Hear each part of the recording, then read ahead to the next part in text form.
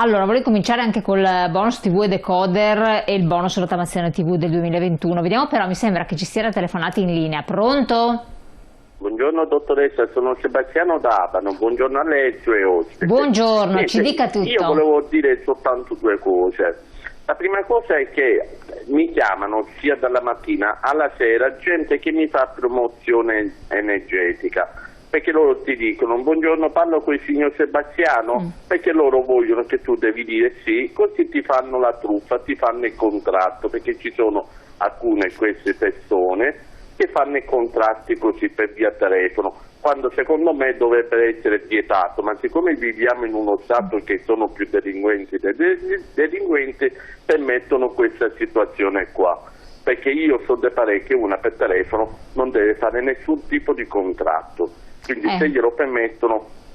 E adesso guardi, questa cosa qua che ha tirato fuori è molto interessante, infatti. Esatto. Poi un'altra cosa, per quanto riguarda le TV, ma perché mi devono fare cambiare una TV che ha 6 anni di vita?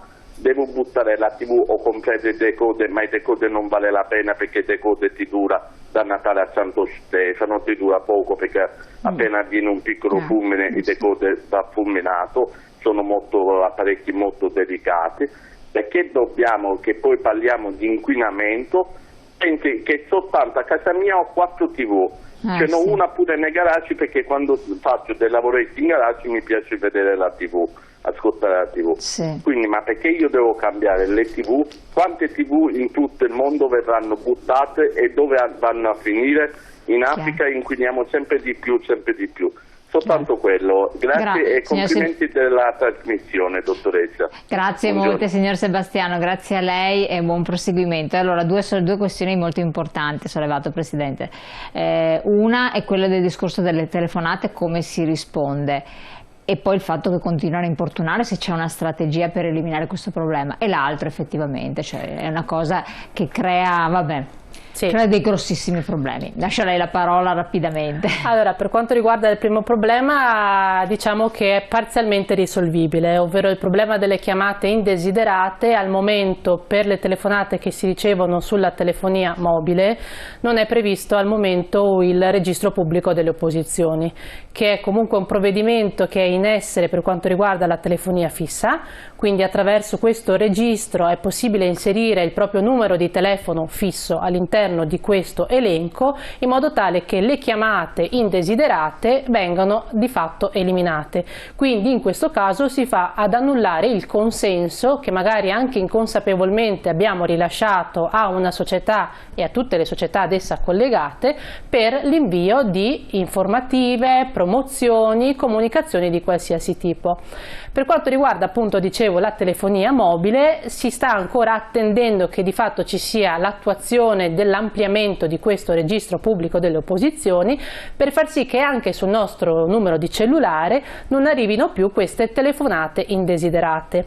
Quello che al momento comunque possiamo fare, al di là di essere più o meno sgarbati nel mettere giù una conversazione che non è richiesta e non è gradita, quindi troncare il prima possibile qualsiasi comunicazione, evitando di rilasciare consensi di qualsiasi tipo, che abbiamo visto poi essere utilizzati sia in maniera corretta sia anche in maniera non corretta. Fanno dei montaggi praticamente, quindi fa benissimo il signor Sebastiano a non dire sì, a dare una frasetta ma mai dire il semplice sì. Assolutamente, questo è il consiglio che noi diamo, almeno che non sia effettivamente intenzionato a stipulare un contratto. Perché si può chiudere un contratto telefonico. Assolutamente, si può stipulare un contratto attraverso la telefonia, il mezzo telefonico, sia per la telefonia che per l'energia, sia anche per l'acquisto di altri beni o servizi.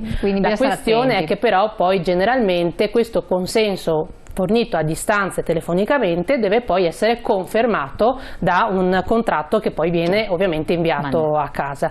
Consigliamo comunque di stare attenti al rilascio della privacy che ogni persona purtroppo fa con troppa leggerezza, anche quando va al supermercato per la carta fedeltà o qualsiasi altra cosa, leggere sempre le informative sulla privacy. Perfetto, guardiamo rapidamente le slide su bonus TV e decoder, perché ha sollevato una questione importante il nostro telespettatore. Forse non tutti sanno che bisogna provvedere purtroppo purtroppo. Sì, purtroppo sì, è previsto, di fatto sarebbe una previsione che dal punto di vista positivo si può leggere come un miglioramento della qualità dei servizi che verranno offerti anche dal punto di vista televisivo, e questo diciamo va a pari passo con la digitalizzazione e l'aumento ovviamente tecnologico del mondo che ci circonda, perché appunto queste televisioni di nuova generazione poi avranno anche dei sistemi di dialogo di diverso tipo e di funzionamento. È chiaro che però il problema che ha posto il telespettatore è più che lecito, ovvero cosa succede dei vecchi televisori.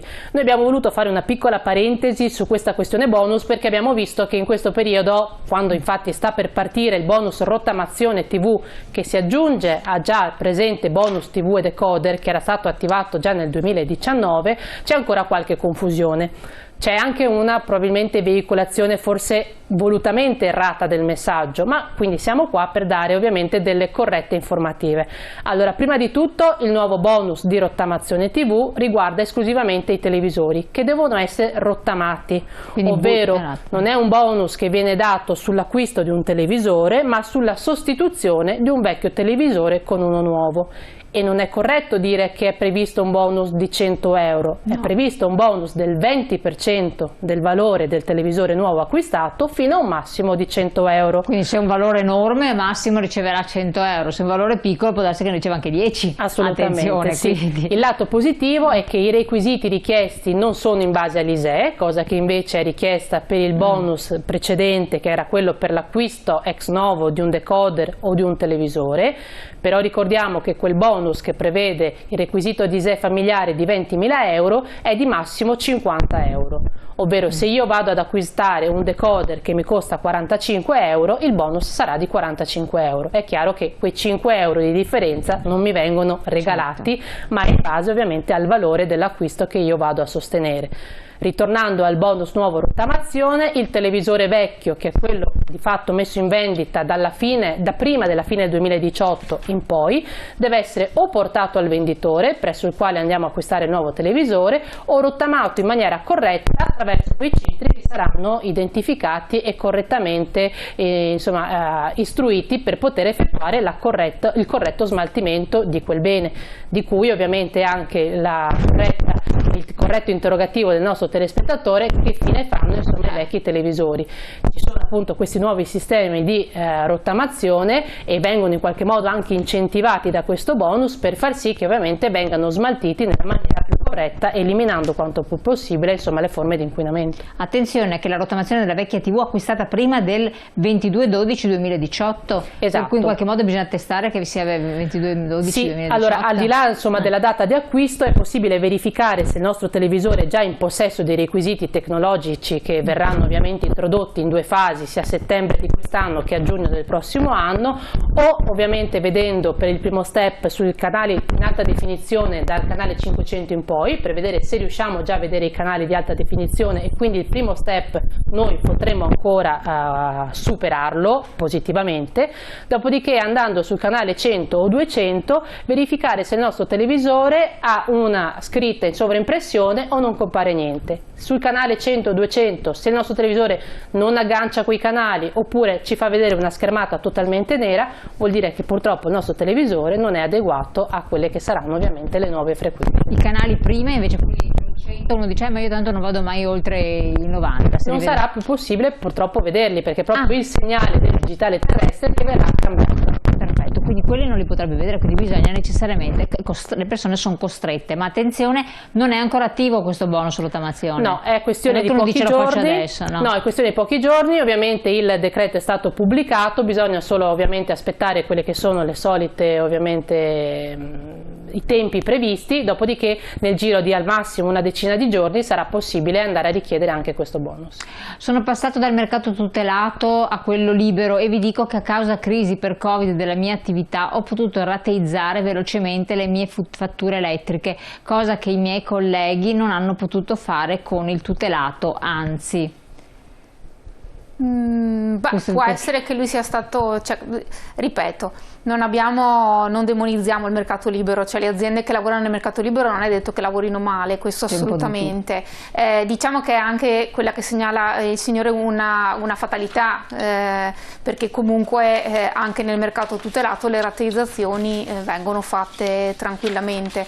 Diciamo che il motivo anche per cui noi di Federconsumatori non consigliamo un'azienda piuttosto che un'altra è proprio questo, certo, perché tutte le aziende cercano di lavorare al meglio ma non tutte funzionano e magari anche quelle che lavorano bene può succedere il problema di quel fatto singolo magari, quindi su questo. Allora, noi siamo giunti al termine. Ringraziamo la Presidente Giovanna Capuzzo di Federconsumatori Veneto di essere stata qui con noi, sempre chiarissima e precisissima nelle sue risposte, e anche la dottoressa Nicoletta Bernardi per quel che riguarda il Dipartimento Energia di Federconsumatori, che ci ha illustrato bene ogni passaggio. Da questo avete capito che se avete dubbi, perplessità, adesso poi che bisogna assolutamente adeguarsi, se volete ancora vederci, quindi cambiare il decoder o la televisione, rivolgetevi all'Associazione dei Consumatori, rivolgetevi a Federconsumatori, presente un po' ovunque, avete visto i numeri telefonici, ma anche tutti gli altri problemi che riguardano le bollette, per fare delle transazioni, per controllare e verificare, perché problemi ci possono essere un po' purtroppo ovunque. Grazie care ospiti. Grazie a voi.